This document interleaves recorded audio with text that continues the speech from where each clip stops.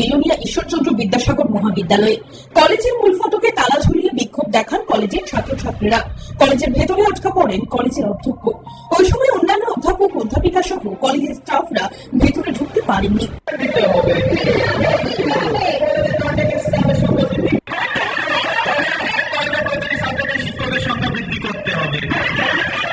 উচ্চশিক্ষামন্ত্রী কিশোর বর্মনের ভূমিকা নিয়েও ক্ষোভ প্রকাশ করেন ছাত্রছাত্রীরা। তারা জানান, মোট 4 জন অধ্যাপক বদলি হয়েছেন এই কলেজ থেকে, অথচ তাদের এখানে আগে থেকেই অধ্যাপকের সংকট আছে।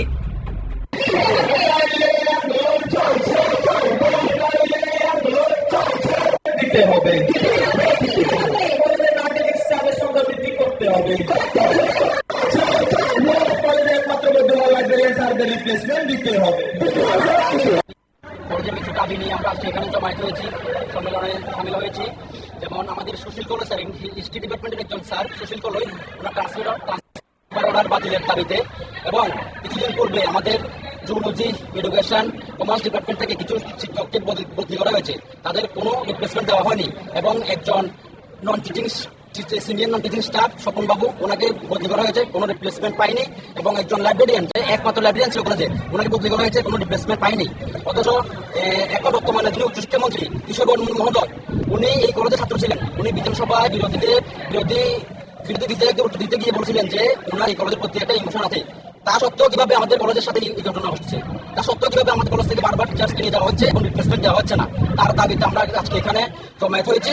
যতক্ষণ না কোনো উচ্চ আধিকারিক এসে আমাদের আশ্বাস দিচ্ছে যে সুশীল কলই স্যারের ট্রান্সফার অর্ডার বাতিল হচ্ছে, আমরা ততক্ষণ এখান থেকে উঠছি না, আমরা ততক্ষণ এখানে আন্দোলন চালিয়ে যাবো অনির্দিষ্টকালের জন্য। ততক্ষণ না কোনো আধিকারিক এসে আমাদের আশ্বাস দিচ্ছে যে আজকে সুশীল কলই স্যারের ট্রান্সফার অর্ডার বাতিল হবে, ততক্ষণ আমরা এখানে আসছি, আমরা এখানে বসে আছি, আমরা এখান থেকে উঠছি না।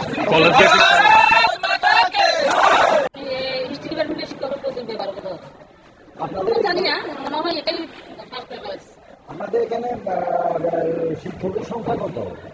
আমাদের শিক্ষকের সংখ্যা প্রায় 40, নিতান্তই কম, স্টুডেন্ট অনুযায়ী নিতান্তই কম, খুবই প্রয়োজন।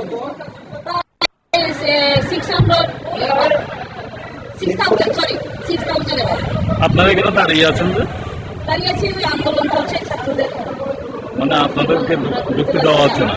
ঢুকতে দেওয়া হচ্ছে না, গেটে তালা। ঢুকতে পারছেন না? আনন্দ আর ভালোবাসার দীপ্তিতে গড়া সমুজ্জ্বল পরমা, ঠিক তোমারই মতো। শ্যাম সুন্দর কোম্পানি জুয়েলার্স, আগরতলা, উদয়পুর, ধর্মনগর, কলকাতা।